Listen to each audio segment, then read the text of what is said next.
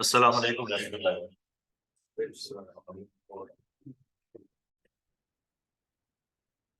तो ये पूरा ट्रेनिंग हम लोग 2 पार्ट्स में करेंगे। पहला पार्ट मैं खुद लेता हूँ जिसमें सफर के दौरान जो भी चीजें हैं ये पूरे चीजों की थोड़ी क्लैरिटी दे देता हूँ मैं, ताकि आप लोगों को आसानी हो। सेकंड पार्ट में हमारे आलिम साहब जो है आपको पूरा उम्रा का प्रोसेस बताते हैं। तो इसमें सिर्फ उम्रा का प्रोसेस एक स्किप करके बाकी की चीजें मैं आप लोगों को बता देता हूँ। मीटिंग चल रही है, वहाँ पे आ रही ना आवाज? ठीक है। तो इसमें ये तो खैर उम्रा के रिलेटेड जो भी है आपको अलग उम्रा के हद तक आपको अलग बता दूं। तो अभी मैं सिर्फ सफर के दौरान जो जो चीजें हैं उसका मैं आपको बता देता हूँ। सबसे पहली चीज थोड़े सजेशंस जो आप लोगों को नॉर्मली इल्म रहना, जैसे एयरपोर्ट पे जब आप आ रहे हैं, जैसे आपको डेट्स ऑलरेडी मालूम होगा। डिपार्चर अपना इंशाल्लाह अक्टूबर 11 की शाम में है। तो इसका मतलब शाम में 7:30 को फ्लाइट है, 7 लेके चलिए। 4 घंटे पहले आपको एयरपोर्ट पे रहना है। तो 7 - 4 आपको 3 बजे हम लोग चेक इन करने चले जाते। तो नॉर्मली 3 घंटे फ्रेम रहता। हम लोग 1 घंटा सेफ लेके क्यों चल रहे बोले तो अब आप एक फैमिली है, 4 जने हैं, आप 3 बजे आए तो भी आसानी से काम हो जाता। अब यहाँ पे क्या है, ग्रुप का रहता तो सबको देखते हुए अपने को चलना रहता। उसके हिसाब से हम लोग 1 घंटा और आप लोगों को पहले बोल रहे हैं। फिर वहां पे आए बाद आपको टिकट्स कलेक्ट कर लेना, फिर वीजा कलेक्ट कर लेना, फिर आपके आईडी कार्ड कलेक्ट कर लेना। ये पूरे चीजें रहते हैं। तो उस हिसाब से हम लोग ग्रुप्स बनाते हैं इंशाल्लाह। तो इंशाल्लाह ग्रुप में मैं रहूंगा, मेरे साथ हमारे मसूद गनी साहब भी रहेंगे, अब्दुल गनी साहब भी रहेंगे। दोनों आपको वो तकरीबन चीजें इंशाल्लाह गाइड करते हैं। तो इसमें डिपार्चर के टाइमिंग्स ये आपको ऑलरेडी मिल गए होंगे। इंडिगो की फ्लाइट है अपनी, शाम में 7:30 को फ्लाइट इंशाल्लाह निकलती है। अब इसमें जाने से पहले आपको क्या है, थोड़े तैयारियां करना है। जैसे 4 बजे पहले रहना है आपको, चेक इन 3 बजे लेके चलिए। मतलब 2 बजे घर से निकलना है कम से कम। तो 3 बजे वहाँ कंपलसरी रहना है। और उसके अलावा आप वहाँ पे कम्युनिकेशन के लिए आपको वहाँ पे व्हाट्सएप ब्लॉक रहता। तो अगर आप फैमिली वालों से कम्युनिकेट करना है तो वहाँ पे आईमो इंस्टॉल करके आना पड़ता। वहाँ पे गए बाद नहीं होता, वहाँ पे गए बाद फिर आपका लोकल सिम काम नहीं करता, फिर one time message password issue होता। इसीलिए आपका जो नंबर है वही नंबर पे आप आईमो इंस्टॉल करके चेक कर दीजिए। अगर कोई बुजुर्ग है तो वो लोग को ऑलरेडी इंस्टॉल करके कॉल करना, डायल करना, ये चीजें आप लोग पहले बता दीजिए। उसके अलावा आपको होटल में आपको वाईफाई एक्सेस रहता है रिसेप्शन पे, तो वहां पे आप वाईफाई कनेक्ट करके इंटरनेट से कॉलिंग कर ले सकते हो। और एक दूसरी चीज आपको वो नुसुक ऐप इंस्टॉल कर लेना पड़ता है। यहीं पे इंस्टॉल कर लीजिए, मसला नहीं, वहाँ गए बाद भी इंस्टॉल कर सकते हैं। इंस्टॉल कर लिए, ये क्या है आपको रियाजुल जन्नह की जो मदीना में आपको जो वहाँ पे नमाज पढ़ने के लिए आपको बुकिंग करेगा, बुकिंग के लिए आपको कंपलसरी वो ऐप में बुक करना पड़ता है। तो ये नुसुक ऐप है। अब उसके अलावा आपको एयरपोर्ट पे हम लोग अराइव करना है।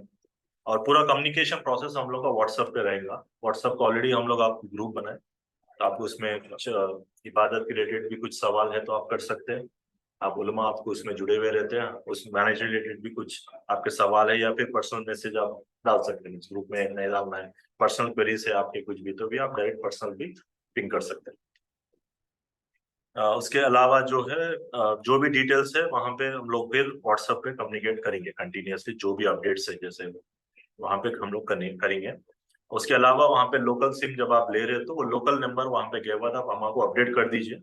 क्यों बोले तो अब जैसे बस में सफर के दौरान या फिर कुछ जरूरत है तो हम लोग कॉल कर ले सकते। जैसे मक्का से मदीना जब हम ट्रांसपोर्ट करें या जियारत के टाइम पे, तो वहाँ पे क्या होता है, कभी कभी लेट हो जाते हैं थोड़े पैसेंजर। तो हम लोग रूम तक नहीं जाने से बदले में हम लोग को क्या है, डायरेक्ट कॉल करके भाई कहाँ पे है क्या है। तो ये थोड़ी आसानी हो जाती है। वहां पे जैसा आप लोकल सिम ले लेते हैं, आप हमको अपडेट कर दीजिए ताकि कम्युनिकेशन हम लोग के बीच में रहे। अगर आप फैमिली के साथ जा रहे हो तो फिर आप लेडीज के पास एक नंबर, जेंट्स के पास एक नंबर रख लिए। तो उसमें आसानी क्या होती है, आप जब भी नमाज पढ़ के निकल रहे साथ में एक जगह मिल के फिर आप कहीं बैठे या फिर नमाज को जाना आना, इसमें सहूलत हो जाती है। कि मतलब लेडीज का जेंट्स का अलग रहता सेक्शन, वहां से अलग हो जाता है। फिर भी जेंट्स आप जा रहे हो तो साथ में गए, साथ में मसला नहीं रहता। तो उस दौरान आपको फिर ये सिम कम्युनिकेशन रहता। और एक चीज वहां पे आप मक्का में जब सेलार में लेडीज जब नमाज पढ़ने जाते हैं वहां पे थोड़े सिग्नल के इश्यूज रहते हैं।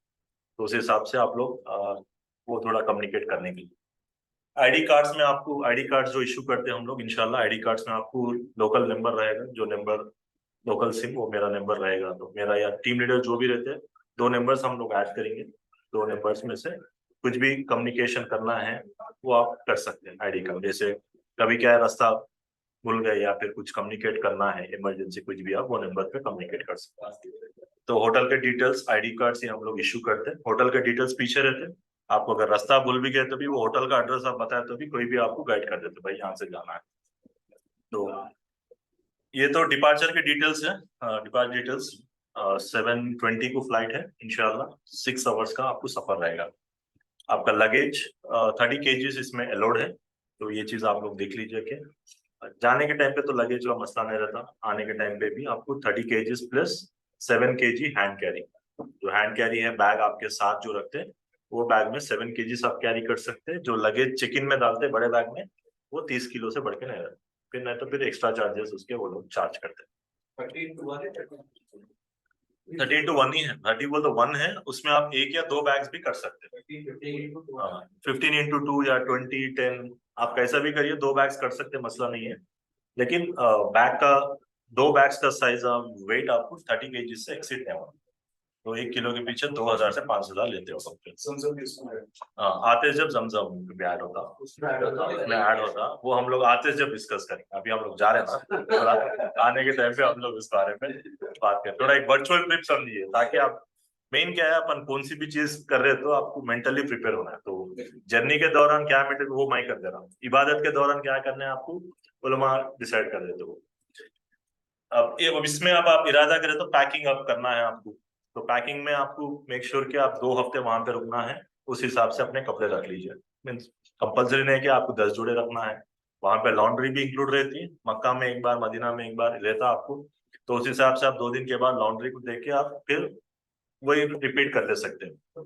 लॉन्ड्री अपने कन्वीनियंस पे रहेगा, नहीं, कन्वीनियंस नहीं रहता, एक स्पेसिफिक डेट रहता है लॉन्ड्री का, एक स्पेसिफिक डेट रहता है। जैसे हम लोग पहुंचे बाद 2 दिन के बाद लॉन्ड्री रहती है, वो 2 दिन में जो भी आपके कपड़े, स्पेशली एहराम है, अगर आप फिर एक उम्रा का इरादा कर रहे हैं तो वह एहराम का है या फिर जो भी कपड़े हैं आप लोग कर सकते हैं। तो इसमें 1 या 2 इंक्लूड कर सकते हैं हम, लेकिन टाइम पीरियड पे डिपेंड करता है। तो नॉर्मली इसमें 2 बार इंक्लूड करते हैं, एक तो कमिटेड है, 2 भी हो सकते हैं, मक्का में 2 बार, मदीना में 2 बार, लेकिन अब वो टाइम फ्रेम कम रहता, उसमें 2 लॉन्ड्रिया एडजस्ट करना मुश्किल होता। तो आपको हम लोग लॉन्ड्री में एक दिन पहले अनाउंस कर देते हैं, आपको ग्रुप में एडमिट कर देते हैं, भाई आपके जो भी लॉन्ड्री के क्लोथ्स है वो एक कवर में रख के, फिर आप लोगों को क्या करना है, उस पर रूम नंबर लिख दिए, पूरे रूम के 1 या 2 कवर में रख लिए, पॉलिथीन कवर्स आप 2-4 रख लिए, मार्कर रख लिए, रूम नंबर लिख दिए, दे दिए, तो नेक्स्ट डे आपको कपड़े मिल जाते। तो कम से कम 24 घंटे लगते। तो आपको एक दिन पहले अपडेट करते हैं हम लोग, जैसे आज रात में आपको अपडेट करें, कल दोपहर तक आपको रख देना है,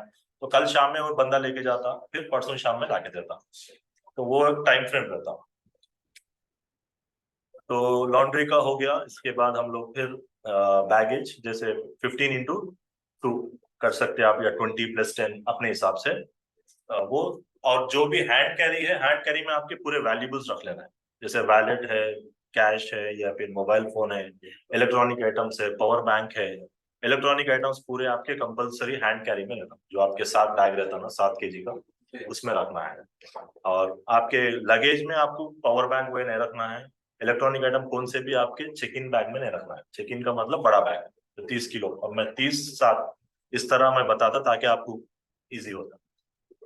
तो अगर आपके पास वो पोर्टेबल मशीन है तो आप कैरी कर सकते साथ में, वेट का एक 200-300 में आता है एक मशीन, वो रख लिए। स्पेशली आप फैमिली 5-6 जने हैं, ये आसानी होती है। हम लोग के पास भी 1-2 रहते, मेरे पास एक रहता, हम हमारे आलिम साहब के पास भी एक रखते, तो 1-2 हम लोग भी रखते, लेकिन हर बार लेना उसमें क्या रहता, वो फिर मसला हो जाता है। अपने पास एक है, आप 4-5 जने हैं तो बेटर क्या है, एक रख लीजिए, ताकि आते जब आपको इसकी जरूरत पड़ती है इंशाल्लाह। और एक्स्ट्रा आइटम्स आपको कैरी करने की चीजें, जैसे अगर आप शॉपिंग कर रहे तो एक फोल्डेबल बैग कैरी कर लीजिए, जो फोल्ड होके अंदर रहते ना, कि मतलब अपने बैग में आप डाल दिए, फोल्ड करके रख दिए, आते जब फिर आपको एक्स्ट्रा सामान देता। स्पेशली आप अगर 3-4 जने जा रहे हैं तो आपको फिर वहां से कुछ खजूर ला रहे या फिर कुछ और शॉपिंग करके आप ला रहे, तो आपको कैरी करने के लिए आसानी होती। एडिशनली सन ग्लासेस कंपलसरी है वहां पे, वहां की धूप के हिसाब से आपको देखना मुश्किल होता। छतरी तो खैर हम आपको लेती छतरी रहेगी इंशाल्लाह, वो भी आप कैरी कर सकते हैं, स्पेशली बुजुर्ग है या फिर बच्चे हैं साथ में। तो इसके अलावा आपके जो कॉलेज बैग है, बैग जो आप अपने साथ कैरी करते हैं, वो उम्रा के टाइम पे जरूरत नहीं पड़ती, क्यों मतलब उम्रा के टाइम पे वो बैग अंदर लेके जाने नहीं देते एहराम की हालत में। बाकी के टाइम पे आपको काफी यूज होती है, स्पेशली आपको वहां पे जानी माज आप रख लिए, शूज, क्यों बोलते आप अंदर गए बाद मस्जिद में फिर आप शूज वहां पे नहीं रखते, रखे तो फिर क्यों बोलते आप अंदर जा रहे कहीं और रास्ते से भी निकल सकते, तो जाने का रास्ता आने का रास्ता एक भी हो सकता है, फिर अगर एक भी रहा तो भी फिर उसमें ढूंढना रैक नंबर। इससे बेहतर क्या है, आप कवर रख लिए, कवर में जूते चप्पल रख दिए बैग में। उसके अलावा पानी की बोतल हमेशा कैरी करिए। पानी की बोतल क्यों बोले तो आप जा रहे हैं तो जमजम की 1 लीटर की पानी तो आप भर लिए, आप जमजम जितना हो सके उतना पीने के लिए आसानी हो। एक्स्ट्रा आप बैग बॉटल्स रख लेना है, 2 लीटर के 3 लीटर के रख लेना है, नहीं भाई चारों पांचों है हम लोग, जब गए गए 4-5 लीटर का भर के ला लेंगे, इस तरह आप लोग एक्स्ट्रा कर सकते हैं। अम्ब्रेला सॉक्स भी रख सकते हैं, जैसे आप सॉक्स की जरूरत तो नॉर्मली क्या है, अब आपको सर्दी है ऐसा कुछ है तो सॉक्स कैरी कर सकते हैं। दवाइयाँ अगर आप कुछ प्रेस्क्रिप्शन है तो आपके दवाइयाँ भी आप लोग कैरी करिए, उसके साथ प्रेस्क्रिप्शन, मैक्सिमम प्रॉब्लम नहीं रहता, सेफ साइड आप रख ले सकते हैं। 2 वीक्स के दवाइयाँ, फोन चार्जर तो खैर कपड़ों के हिसाब से है, वो कपड़े जैसा आंख पे है फोन चार्जर वैसी आंख पे जमाने पे, तो उसका तो मसला नहीं है। उसके अलावा जो कन्वर्टर वहां पे जो है आपको सॉकेट ये ऐसा रहता है, ये फ्लैट वाला रहता, तो अपने चार्जर्स जो भी रहते हैं वो पूरे राउंड वाले रहते हैं। अब यहाँ पे प्रॉब्लम क्या होता है, आपको वो सॉकेट ढूंढने फिर अलग जाना पड़ता, और रूम के अंदर आपको 1 या 2 सॉकेट से काम करते हैं, तो उस हिसाब से अगर आप ये जैसे एक्सटेंशन वाले है जो मिलते हैं कन्वर्टेबल्स, एडिशनल यूएसबी के कनेक्शन आते हैं, तो रूम में आपको 5 जने 6 जने 4 जने मिनिमम रहते हैं।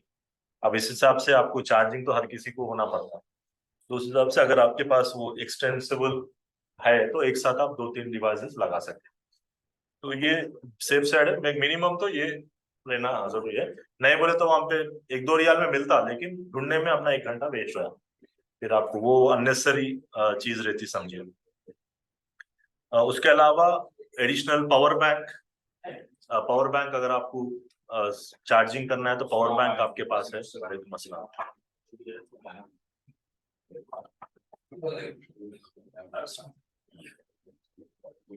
तो पावर बैंक की अगर आपको आदत है, पावर बैंक आपके पास है तो पावर बैंक कैरी कर लीजिए, ये सुकून रहता है। जैसे आप रात भर पावर बैंक को चार्जिंग कर लिए तो दिन भर आपको पावर बैंक बैग में रख लिए, जब भी फोन चार्ज करना है नमाज के दौरान भी आप लगा के बैग में रख दिए तो भी आपका फोन चार्ज हो जाता है आधे घंटे में।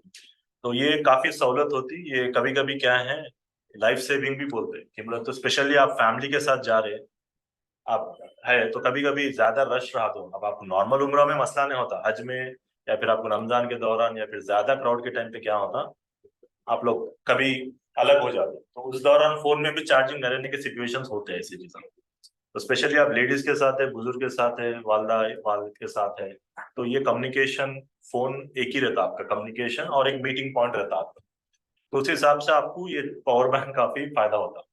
तो हम देखे सर कई बार ऐसा होता कि भाई आप अलग हो जाते, आपको चार्ज करने फोन है, अब आजकल तो हमको नंबर हम भी याद नहीं रहते, चलो भाई किसी का नंबर लेके हम कॉल करेंगे, वो तो वो भी मसला है, तो उस हिसाब से ये एक चीज करिए, पावर बैंक काम की चीज है। मार्कर पेन भी कैरी कर लीजिए, ब्लैक मार्कर पेन परमानेंट का, ये आपको लॉन्ड्री के क्लोथ्स पे कवर पे लिखने के लिए आते हैं, जब जमजम की बोतल पे अपना नाम लिखने के लिए ये काम में आता है, नहीं तो क्या होगा आपको जमजम के पूरे बॉटल एक ही रहते, अपनी बॉटल पहचानना मुश्किल है, तो हम लोग फिर भी स्टिकर्स दे रहे हैं, स्टिकर्स दिए तो भी फिर अपने लोगों में भी नाम अलग अलग रखना ना, तो उस हिसाब से मार्कर ये पूरे हमारे पास रहते हैं, ऐसा नहीं कि हम लोग खुद एक्स्ट्रा स्टॉक रखते हैं, आप लोग रख लिए तो क्या है सहूलत है समझिए। प्लास्टिक रैप जरूरी नहीं है, अगर आप कुछ आइटम्स है जो आप बैग सील करना चाह रहे तो प्लास्टिक रैप एक्स्ट्रा रख सकते हैं। रियाल्स आपको अपने हिसाब से आप सऊदी रियाल कन्वर्ट करके आप अपने खर्चों के हिसाब से आप लोग कैरी कर लीजिए, स्पेशली कैरी करें जब सेफ्टी इंपॉर्टेंट है, जैसे आप ये रियाल जब कैरी करें तो आप अपने साथ रखिए, एयरपोर्ट के दौरान चेक इन बैग में नहीं डालना है, और सिक्योरिटी चेकिंग में थोड़ा बैग स्कैन होती है वो टाइम पे अपने पास रहना है। तो ये पैकिंग रिलेटेड डिटेल्स है, यहाँ तक कुछ आपके सवाल है तो हम लोग कुछ सवाल है आपके यहाँ तक, आगे के थोड़े एक एक चीज देखेंगे आप लोग।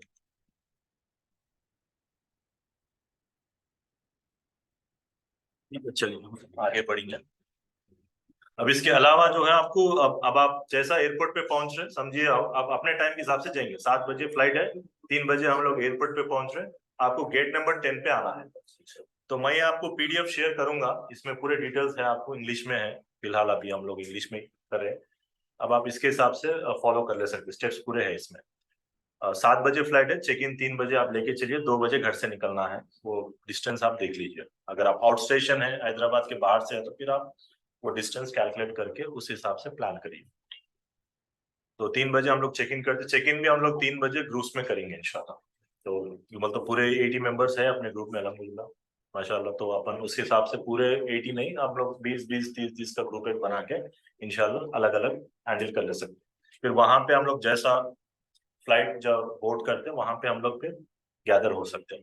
तो इस दौरान एयरपोर्ट का जो प्रोसेस है मैं आपको बता देता हूँ। तो एयरपोर्ट का प्रोसेस जो है, जैसे आपको एयरपोर्ट पे आपको 3 चीजें इंपॉर्टेंट करती है। एक जो है आपका पासपोर्ट, आपका पासपोर्ट अगर फिजिकल पासपोर्ट आपके पास होना। दूसरा वीजा, वीजा की कॉपी इस तरह रहती है आपको, वीजा की प्रिंटेड पेपर रहता, तो हम लोग प्रिंटेड पेपर भी रहता और उसकी सॉफ्ट कॉपी भी आपके फोन पे व्हाट्सअप कर लीजिए, ताकि पेपर गुम भी गया तो भी आपके पास रहती। नहीं भाई बोले तो मेरे लैपटॉप में रहती, मसला नहीं है, तो आप बेफिक्र रहिए। तो ये हम लोग हमारे पास रहती है। अब बोला ना, आपके पास अगर है तो आपको सहूलत है, समझिए। तो पासपोर्ट, वीजा और तीसरा टिकट, आपका जो है टिकट, टिकट ये इंडिगो की है, इस तरह आपका नाम, टू एंड फ्रो टिकट रहती है आपकी। ये 3 इंपॉर्टेंट है। इसके अलावा उसके अंदर वीजा के, इंश्योरेंस के भी पेपर रहते हैं, वीजा के साथ जो इंश्योरेंस आता है, इनकेस हम पे कुछ मेडिकल जरूरत पड़ी, बुखार आ गए, तो हम लोग बताने के लिए वो वीजा की कॉपी जरूरत पड़ती है, वो इंश्योरेंस की कॉपी। तो ये आपको इंशाल्लाह हम लोग कवर में देते हैं, एयरपोर्ट पे आप कलेक्ट कर लेना है। इसके अलावा आईडी कार्ड, आईडी कार्ड भी वहां पे हम लोग दे देते हैं एयरपोर्ट पे। तो एक बार एयरपोर्ट में एंटर हुए तो आपको 3 स्टेप है यहाँ से एयरपोर्ट के अंदर। एक तो आपको अपना बोर्डिंग पास कलेक्ट करना है। बोर्डिंग पास का मतलब आपको फ्लाइट में ये लोग बैठने के लिए बोर्डिंग पास देते हैं। तो बोर्डिंग पास कलेक्ट करने के लिए आपका जो बैग है बड़ा, उसको चेक इन में डालना पड़ता, चेक इन में देना पड़ता। फिर वो लोग वो टैग लगाते, टैग लगा के वो लोग भेज देते, वहां से वो लोग एयरपोर्ट में चढ़ा देते, अपना काम हो जाता।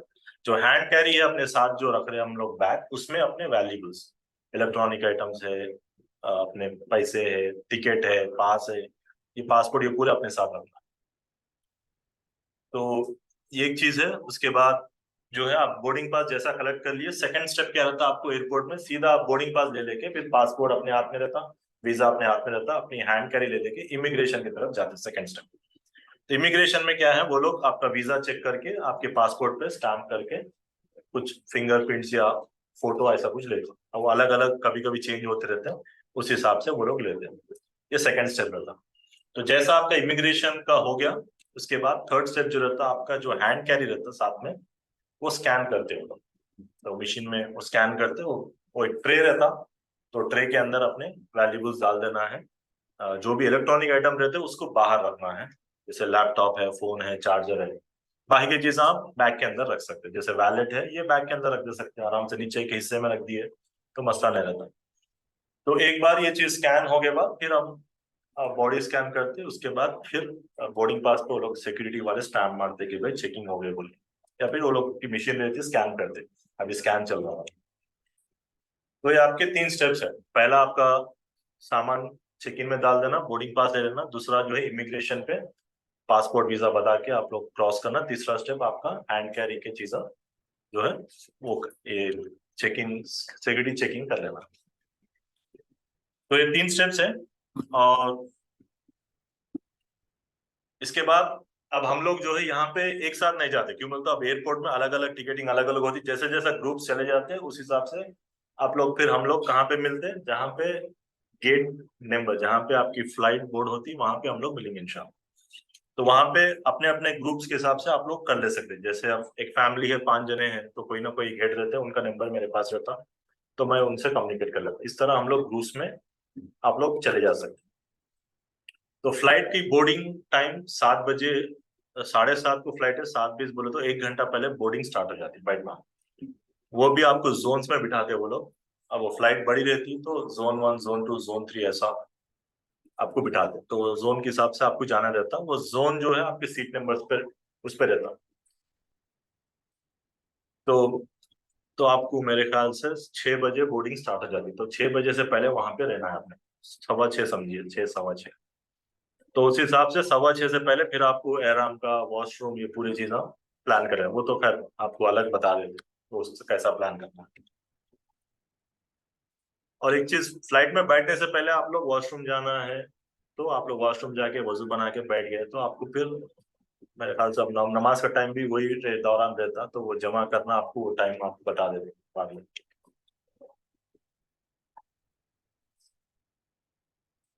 तो एक बार फ्लाइट पे आप बोर्ड हो गए उसके बाद आपको फिर तकरीबन 6 आवर्स का आपको जर्नी रहता, 7:30 से लेके आप 6 घंटे काउंट करिए। तो इनशाला वहां पे पहुंचने में हमको 10:30 होते, तो वहां का यहाँ का टाइम 2.5 घंटे का फर्क आ जाता है, 2.5 आवर्स का। तो आपको फ्लाइट में बैठने से पहले हम लोग एयरपोर्ट पे आपको डिनर का बॉक्सेस अरेंज करते हैं, तो आपको फ्लाइट में खाने के लिए मसला भी, मतलब फ्लाइट में फूड अरेंजमेंट नहीं है इसमें, तो वो हम लोग एयरपोर्ट पे आपको अरेंज करके दे देते हैं इंशाल्लाह। फिर वहाँ पहुंचे बाद फिर लाइट कुछ स्नैक्स या डिनर कुछ भी वहाँ पे भी इंशाल्लाह एयरपोर्ट पे रहते हैं। तो इस दौरान 6 घंटे आपका सफर है, अब 6 घंटे में आपको सिर्फ जितना हो सके उतना आराम ही करना है, दुआ करना है, कुछ और तो नहीं कर सकते हम। या तो आराम करो ज्यादा से ज्यादा कि बोल, तो इसके बाद फिर आपको असल सफर स्टार्ट होता है। एक बार लैंड हुए बाद फिर आपका उम्रा, उम्रा तो खैर जैसा आप स्टार्ट हो गया वो तो स्टार्ट हो गया, अब वहां से आपको फिर लंबा सफर है इंशाल्लाह। तो जितना हो सके उतना आराम करिए, जिक्र करिए, बस यही चीज कर सकते हैं हम वहाँ पे। और ये मिकात ये पूरे आपको बता देते हैं। तो उसके बाद हम लोग इंशाल्लाह जिदा एयरपोर्ट पहुंचते हैं। तो जिदा एयरपोर्ट समझिए 10:30 वहाँ के टाइम के हिसाब से। तो वहां से फिर बाहर निकलने का प्रोसेस, आपको जिदा एयरपोर्ट में एक बार पहुंचे फिर सीधा फ्लाइट से उतरे बाद इमिग्रेशन पे, सीधा आप कहाँ पे जा रहे हैं, इमिग्रेशन पे जा रहे हैं। इमिग्रेशन पे सेम आपका वीजा चेक करते, आपका पासपोर्ट चेक करते, फिर आपके पासपोर्ट पे स्टैम्प करके फिर आपको जो है नेक्स्ट अपना सामान कलेक्ट करने जाना रहता है। अब थोड़ा रिवर्स प्रोसेस है, अब यहाँ पे अपन क्या कर रहे हैं, सामान ले रहे हैं। तो सामान ले रहे, सिक्योरिटी चेकिंग तो नहीं है समझिए यहाँ पे। तो अब आपको सामान अपने बेल्ट नंबर वहां पे रहता, जैसे वहां पे स्क्रीन रहती उसमें वो लोग एयरलाइन का नाम नंबर बता देते हैं, तो ऐसा भी वो चेक कर ले सकते हैं। नहीं तो ऐसे भी अपने ग्रुप के मेंबर्स रहते हैं तो किसी न किसी को देख के भी हम लोग फॉलो कर ले सकते हैं, तो आप लोग वहां पे उतना टेंशन नहीं रहता।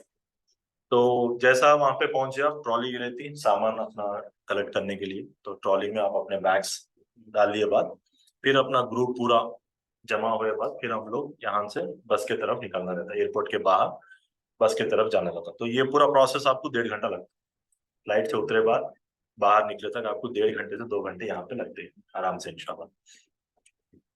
तो इसका मतलब 10:30 से आप 12 12:30 लेके चलिए। अब एयरपोर्ट से जब हम बाहर निकलते तो बाहर निकलते साथ ही अब हम लोग को बस में बैठना रहता, तो वहाँ पे बस अरेंजमेंट रहती है, उसका तो खैर हम आपको डिटेल्स रहते हैं बस ड्राइवर के, हम लोग या तो टीम लीडर आलिम साहब के पास रहती है या जो भी, अब मैं हूँ तकरीबन रहता मैं ग्रुप में तो मसला नहीं रहता। तो इंशाल्लाह तो यहाँ से हम लोग बस की तरफ जाते हैं, तो वो भी निकलना रहता बाहर की तरफ। वहां पे गए बाद फिर बस से हमारे फिर 2 घंटे का सफर है मक्का, मक्का शहर को इंशाल्लाह। तो उस दौरान बीच में फिर 1 घंटा हम लोग को बस में सामान चढ़ाने, फिर थोड़ा पूरे हाजियों के वीजा चेक करने, इसमें 1 1.5 घंटा लगता। तो नॉर्मली अपन क्या है, बस में बैठ गए बस निकलना बोल के नहीं रहता, तो वहाँ पे क्या है वो लोग का प्रोसेस रहता जहाँ पे हर एक हाजी का वीजा चेक करते हुए चेक करना पड़ता, हमारे को भी क्या है पूरे आए नहीं आए वो भी चेक कर लेना रहता, तो उस हिसाब से थोड़ा टाइम लगता है इसमें। तो फिर बस के दौरान आपको फिर 2 घंटे का पूरा ड्राइव रहेगा इंशाल्लाह। तो जिदा एयरपोर्ट की टाइमिंग स्लॉट्स ये अपने हिसाब से देखिए, ये 10:35 को हम लोग अराइव करते हैं, उसके बाद इमिग्रेशन लगेज कलेक्शन 1 1.5 घंटा आप ले लिए, तो उस हिसाब से फिर बस के तरफ जा रहे हैं तो 1 से 3 बजे तक हम लोग, रात के 3 बजे तक पहुंचते हैं, यहाँ के 5:30 समझिए। अब यहाँ का टाइम नहीं देखना है अपने को, वहाँ का टाइम काउंट करना है यहाँ से इंशाल्लाह। तो अब यहाँ पे जिद्दा से अब मक्का होटल का डिस्टेंस जैसा मैं बताया 2 आवर्स का है, अप्रोक्सीमेट 1 से 3 बजे के दौरान हम लोग बस में रहते हैं। बोला ना मैं आपको, सफर आराम जो है आपको सिर्फ फिर ये 2 घंटे आपको जितना हो सके आराम ही करना है या फिर इबादत करना है, दो ही चीज। तो ये एक चीज है। इसके बाद हम लोग वहां पे बस बस से अपन होटल में, मक्का होटल में पहुंचेंगे इंशाल्लाह। तो होटल में जब पहुंचते तो फिर वहां पे जैसा हम लोग होटल में उतरे तो आपके लेडीज है बुजुर्ग है जो भी है एक साइड रिसेप्शन पे आप लोग बिठा दीजिए, बाकी के लोग जो है अपने बैग्स वही कलेक्ट करके वहां पे लिफ्ट के पास अरेंज कर सकते हैं। तो उस दौरान हम लोग फिर रूम के अलॉटमेंट्स जो भी हैं वो हिसाब से हम लोग रूम के अलॉटमेंट्स करते हुए कीज लेते हैं। इस दौरान आप अपने सामान जो है जमा कर ले सकते हैं बस से निकालना। तो वो हिसाब से रूम्स एलोकेट होते हैं, फिर आपको रूम के कीज, फिर वो रूम, फिर आपको ऊपर सामान पहुंचाना रहता है। तो ये 3 से फजर के दौरान ये चीज रहती सबकी। तो ये चेक इन जो है जैसा मैं बताया 11 अक्टूबर की होटल की चेक इन तो आपको स्टार्ट हो जाती है, बट हम लोग 12 को पहुंचते हैं वहां पे। तो 12 के दिन पहुंचते हैं, सुबह चेक इन 3 बजे। तो 3 बजे से 5 बजे वो जो भी टाइम है, अब वो हम लोग फिर उम्रा का जब कैसा करना क्या है वो टाइम स्लॉट्स वहां के हिसाब से थोड़ा डिसीजन ले लेते हैं हिसाब से। मतलब अप्रोक्सीमेट बता रहा हूँ मैं आपको। इसमें क्या है, आप लोग रूम पे पहुंचे बाद फिर 1-2 घंटे आप आराम करना है या फिर नमाज का टाइम है तो फिर जाना ही चाहिए। तो उस हिसाब से फिर उम्रा इंशाल्लाह मुकम्मल। इसलिए बोल रहा हूँ मैं, जा बस में 2 घंटे आपको टाइम रहता है, फ्लाइट में 6 घंटे रहता है। तो इस दौरान ही आपको थोड़ा थोड़ा बहुत जो है नींद सो के थोड़ा बहुत आराम करके अपने आप को फ्रेश रख लेना है। तो एक बार आपका उम्रा हो गया तो फिर आपको बस ज्यादा मसला नहीं रहता। तो होटल वहाँ के डिटेल्स ये है, अभी ये ग्रुप के लिए मनारुल हुदा है, इसके डिटेल्स भी मैं आपको शेयर करूंगा। अब इसके बाद आपको वहां पे जैसा उम्रा डे 1 जैसे अक्टूबर 12 का है, समझिए फजर के टाइम पे हम लोग उम्रा करने जा रहे हैं। फजर की नमाज के बाद 1-2 घंटे 3 घंटे का पूरा प्रोसेस रहता है। आपके पूरा उम्रा के जो 4 स्टेप्स इंशाल्लाह वो टाइम पे हो जाते हैं। फिर हम लोग होटल पे वापस आके ब्रेकफास्ट करके फिर आप आराम कर सकते हैं जोहर तक। तो लंच लंच डिनर अरेंजमेंट से टाइमिंग रहते हैं, टाइमिंग वहां पे लगा देते हैं। वो टाइमिंग के दौरान ही आप लोगों को कंपलसरी लंच या लंच डिनर जो भी है वहाँ पे एम फ्लोर रहता है, एक फ्लोर डेडिकेटेड रहता है लंच के लिए। तो वहाँ पे आपको वो टाइम के हिसाब से आना है। तो अप्रोक्सीमेट टाइम आपको मक्का में 7 बजे से 9, मदीना में आपको 6:30 से, मदीना में थोड़ा टाइम स्लॉट थोड़ा टाइट रहता है, मैं वहां पे बताता हूँ। तो ये टाइम के दौरान आपको कर लेना है जो भी आपका लंच डिनर ब्रेकफास्ट कर लेना है। टाइम के बाहर आप कहीं भी चले गए तो फिर आपको बाहर अपने हिसाब से खाना रहता है। तो उस हिसाब से आप लोग जो है ये प्लान कर लीजिए। अब इसमें क्या है, नमाज के टाइमिंग्स भी आपको चेक कर लेना है। ये तो मैं अभी हिसाब से अपने हिसाब से ऑनलाइन चेक करके डाला हूँ। वहां पे थोड़ा बहुत आपको डिफरेंस रहता है हिसाब से। तो वहाँ के टाइमिंग्स आपको इंशाल्लाह हम लोग डाल देते हैं वहाँ पे, मालूम टाइमिंग शेड्यूल मिल जाता है हम लोग को। वो शेड्यूल हम लोग ग्रुप में भी डाल देते हैं। ये अप्रोक्सीमेट ये टाइमिंग है समझिए। अब इसमें भी आप नमाजों का जो जाना आने का जो प्लान करते हैं, तकरीबन फजर जोहर, फजर के बाद फिर नाश्ता रहता है, फिर जोहर के बाद आपको लंच रहता है। अब असर मगरिब ईशा आप एक साथ प्लान कर सकते हैं। जैसे असर में चले गए तो फिर आप वहीं पे रुक के इबादत करते हुए या फिर फैमिली के साथ वहां पे बैठ के आप मगरिब इशा, मतलब इसमें काफी कम टाइम लगता है, जाने आने में अननेसेसरी थकान हो जाती है। तो इस तरह प्लान कर लीजिए, वॉशरूम सब फैसिलिटी है वहाँ पे। और उसके अलावा जो है जो भी आपका आराम का टाइम स्लॉट रहता है वो 2 स्लॉट्स रहते हैं आपके। या तो ईशा से फजर के दौरान कोई तहज्जुद समझे, तहज्जुद तक समझिए। अब आप फजर पढ़ रहे तहज्जुद भी ऐड कर लीजिए, थोड़ा एक आधा 1 घंटा पहले चले गए तो उस हिसाब से आपको जो आराम करने के 2 स्लॉट्स रहते हैं, या तो फजर से जोहर या फिर ईशान से फजर। ये 2 स्लॉट्स में आपको आराम कर सकते हैं, दोनों स्लॉट में भी आराम कर सकते हैं करना है। अब इसके अलावा जो भी एडिशनल आपके है ये 2 स्लॉट्स में रहता है।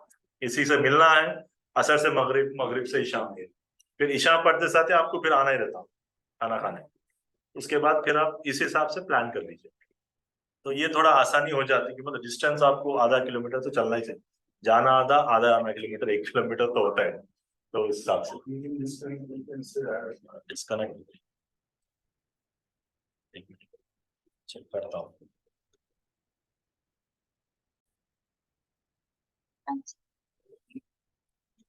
अब वहां पे फिर ये मक्का मस्जिद हराम के बारे में आपको हमारे उलमा बता देते हैं आपको। ये पूरा उम्रा का प्रोसेस है।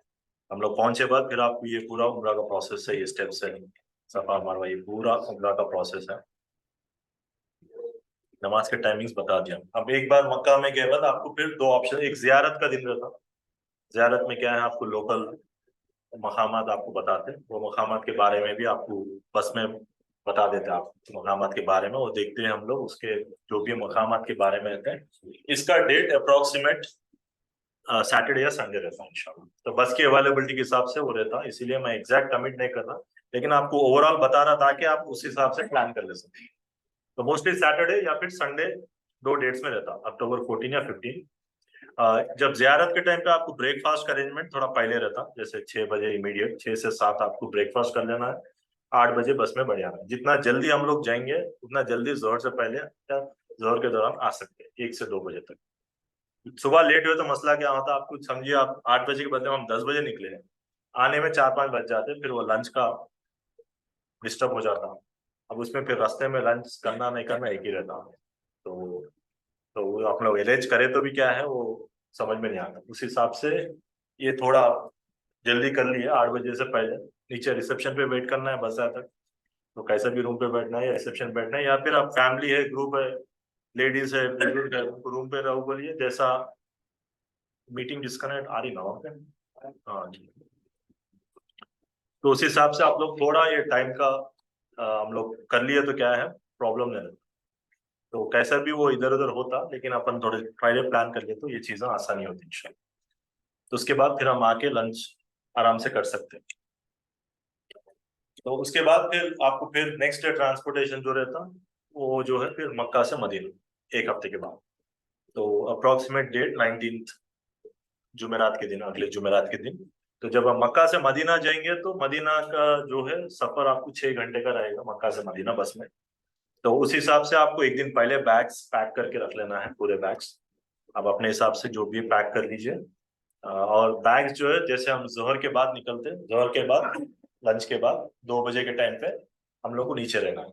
तो बस 2 बजे भी आए तो भी फिर हम लोग बस में सामान डाल के फिर सबको जमा करें तक 4 बजते समझे। तो वो 4 बजे तक का वो टाइम स्लॉट रहता, वहां से फिर 6 घंटे बोले तो हम लोग पहुंचे तक 9 से 10 मक्का मदीना। तो अपने जो भी वैल्यूबल्स है यहाँ पे भी आप अपने साथ में रख लेना, जो भी आपके फोन मोबाइल तो खैर रहता साथ में, वैलेट है या फिर कुछ भी इंपॉर्टेंट चीजें हैं तो आप अपने साथ में कैरी करिए या फिर रूम में लॉक करके रखिए। आपका रूम फैमिली के साथ है, आप सब एक साथ हो तो लॉक करें, बेहतर क्या है साथ में रख लीजिए। और बैग कैरी करिए, बैग की आदत थोड़ा डाल लेना। तो ये एक चीज है मक्का से मदीना।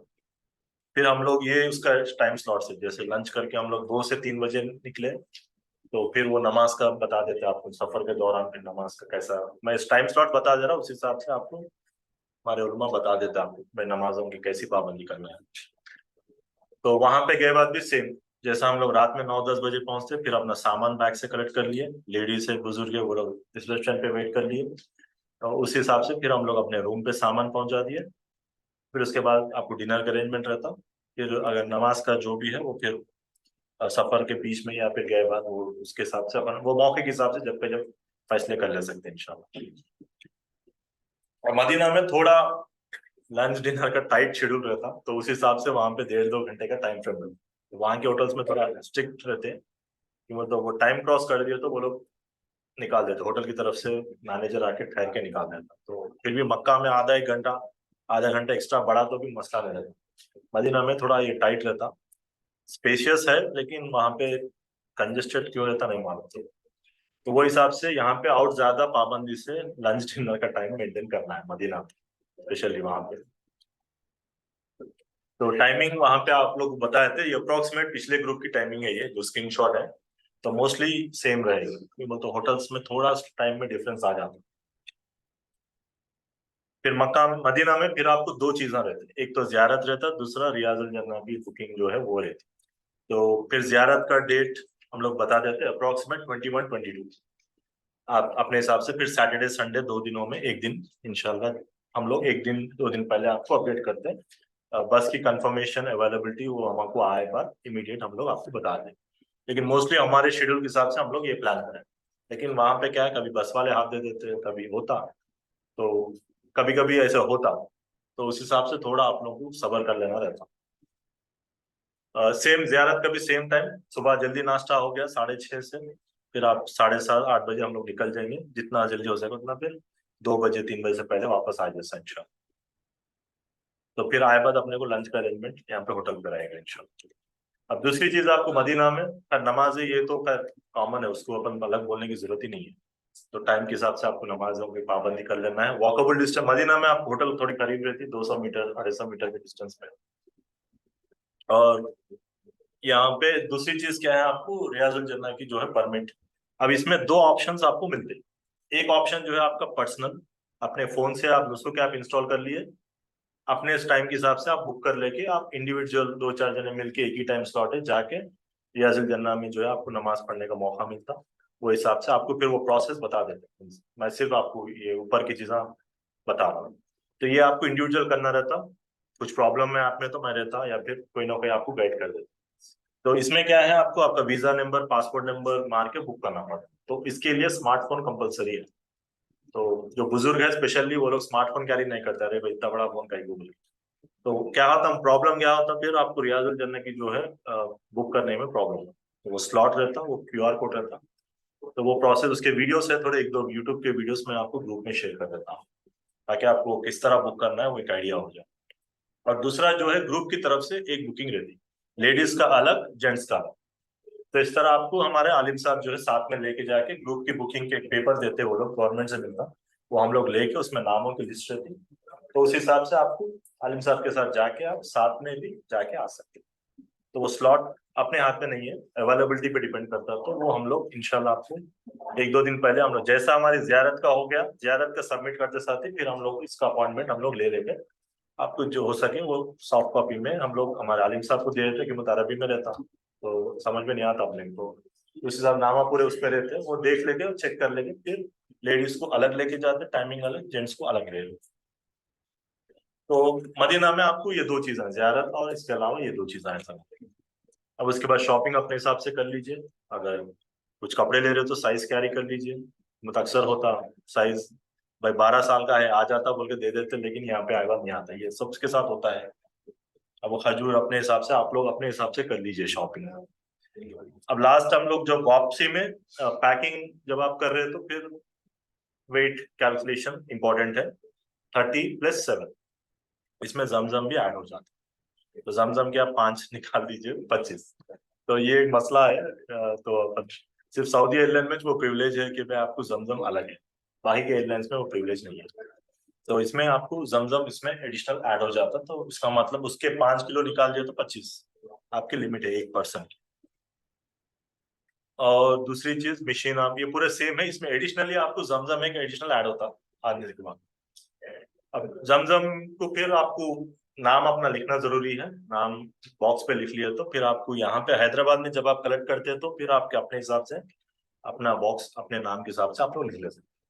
तो नाम और जो भी लिख ले सकते, ट्रैवल्स का नाम लिखना है, एरिया का नाम लिखना है, तो नामा भी सेम हो सकते हैं, तो फिर वो कंफ्यूजन नहीं है ऐसा। तो फाइनली हम लोग मदीना से वापस आएंगे इंशाल्लाह। तो डिपार्चर अपना 26 की रात में है, तो इसका मतलब हम लोग 25 के दिन वहां से चेकआउट करें।